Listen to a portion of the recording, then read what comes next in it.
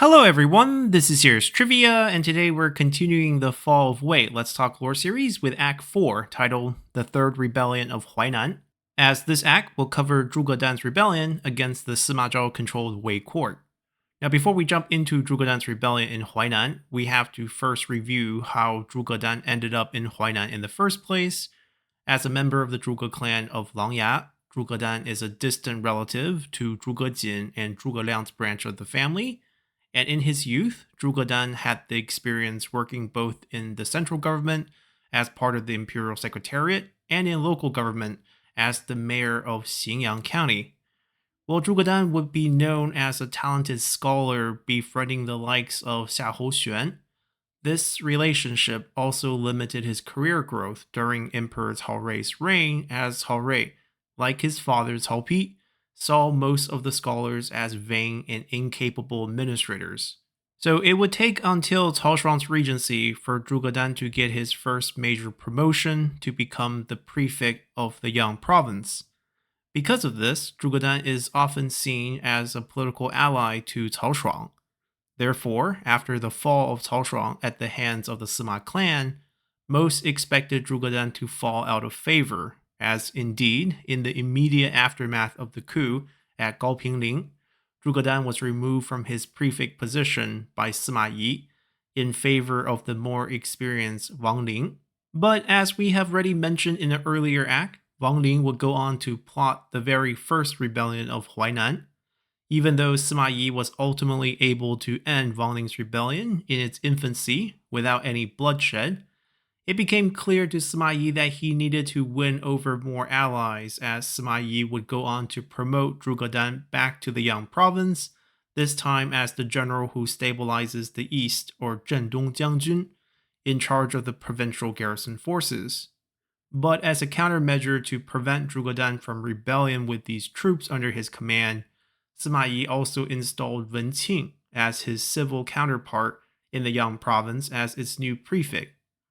Now, while Wen Qing and Drugan were both allies to Cao Shuang in the past, they were also bitter rivals as both hated each other due to their personality differences. However, this balance of power soon broke down due to the Wei defeat at the Battle of Dongxing, as Sima Yi's heir, Sima Shi, would be forced to reshuffle the Eastern Front.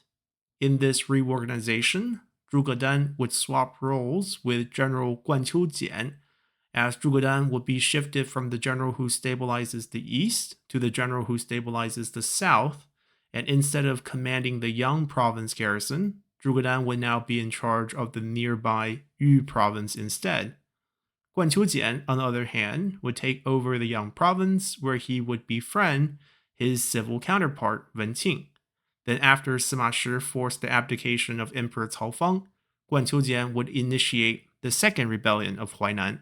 At the onset of this rebellion, Guanqiu Jian actually tried to recruit Drugan to the cause, as Drugan, for the most part, was also a Wei loyalist and a personal friend to the likes of Xiahou Xuan, who was also just executed by Sima Shi after a failed political coup that led to the forced abdication of the previous emperor. Yet because of Drugan's personal hatred towards Wen Qing, who is now in partnership with Guanqiu Jian, instead of joining the rebellion, Drugan became the whistleblower to expose Guanqiu Jian's planned rebellion. Drugan's unexpected betrayal forced an unprepared Guanqiu Jian to hastily launch his attack against Sima Shi, which ultimately contributed to the rebellion's eventual demise. Additionally, aside from informing the imperial court about the rebellion, Drugan would also personally lead the Yu province garrison forces to attack and capture the poorly defended city of Shouchun during Guanqiu Jian's march towards Luoyang. This not only cut off Guanqiu Jian's path of retreat, but also prevented Wu reinforcement from gaining any ground in the Yang province. Due to Drugan's outsized contribution in putting down Guanqiu Jian's rebellion, he would end up being named as the Marquis of Gaoping, or Gaoping Hou, with 3,500 household worth of annual tax income. His general title would also receive a massive promotion to the Grand General who conquers the East, as he was already garrisoned in Shouchun at the end of this campaign. He also naturally became the new commander of the Yang province garrison forces. But despite these promotions and Drugadan's decisive action against Guanqiu's rebellion, deep down inside, Drugadan was never a Sima clan supporter. So after taking control of Shouchun, Drugadan started to recruit other Wei loyalists to form a secretive private army of Sishi, or death guards, who would swear their life to serve only Drugadan. And this was no small army, as it was recorded that Drugadan's personal death guards numbered in the thousands, as he most likely recruited heavily from the routed troops that were part of Guanqiu's previous failed rebellion. Well, the central government, now under the control of Sima Zhao after the death of his older brother Sima Shi during Guanqiu's rebellion, was largely oblivious to Drugadan's actions. Things would soon change, as Sima Zhao's first order of business after taking control of the court was to send out his trusted advisor, Jia Cong, to visit all 4 conquered generals, or the generals who conquers the north, south, east, and west, as Sima Zhao wanted to evaluate the loyalty of the generals in charge of all 4 fronts. At these meetings, Jia Cong openly asked each of the generals if they would support a willing abdication of the throne to a certain talented official. Obviously, the talented official here would be Sima Zhao, as by this time, Sima Zhao had every intention to usurp the Wei dynasty.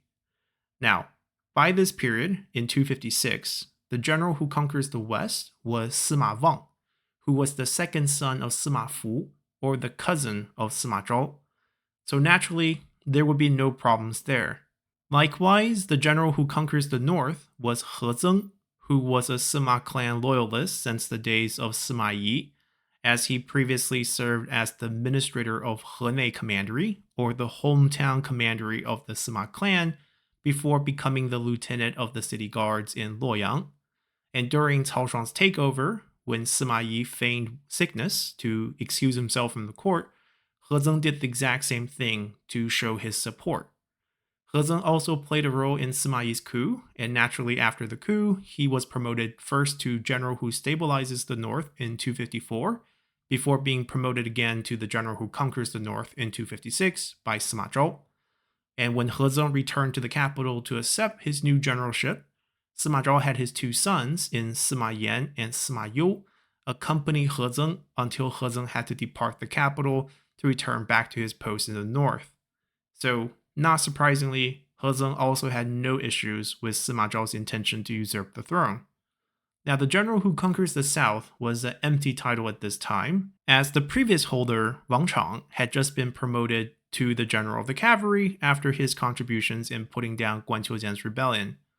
Now, while Wang Chang was never closely associated with the Sima clan, he did come from one of the most prestigious gentry clans in all of China, as he was part of the Wang clan of Taiyuan, and from his stances during the 2 previous rebellions in Huainan, Wang Chang always stood with the central government. Furthermore, Wang Chang's eldest son, Wang Hun, was also Sima Zhao's military advisor. So while I don't think Wang Chang would strongly support Sima Zhao's intention to usurp, he would also not openly oppose it. Unlike these 3, Drugadan always saw himself as a rigid and unyielding Confucian scholar, and decided to openly blast Jia Cong for being disloyal to the country, and for being unfilial pious to his late father, Jia Kui, who was a famed Wei loyalist. Drugadan scolded Jia Cong, questioning if he is indeed a true son of Jia Kui, as if he was, then how could he support handing the dynasty that had employed and fed his family over to a usurper. Drugan also went farther to state that if such a usurpation attempt would happen in Luoyang, then he would give his life to fight against it. Hearing this, Jia Cong quietly left Shouchun to return back to Sima Zhao, as they would now have to plot the removal of Drugan, who was quite popular in Shouchun and in the south, as Sima Zhao naturally wanted to minimize the cost of removing Drugan. To this end, Jia Cong would come up with a simple plan, and to learn what this plan is, come back next time, as we'll continue our series tomorrow with episode 2, titled A Forced Rebellion. So hopefully you all enjoyed this episode enough to consider subscribing to the channel for more content on Three Kingdoms history, or simply support the channel by leaving a comment below, or just by hitting that like button. And as always, I'll see you all next time. Bye!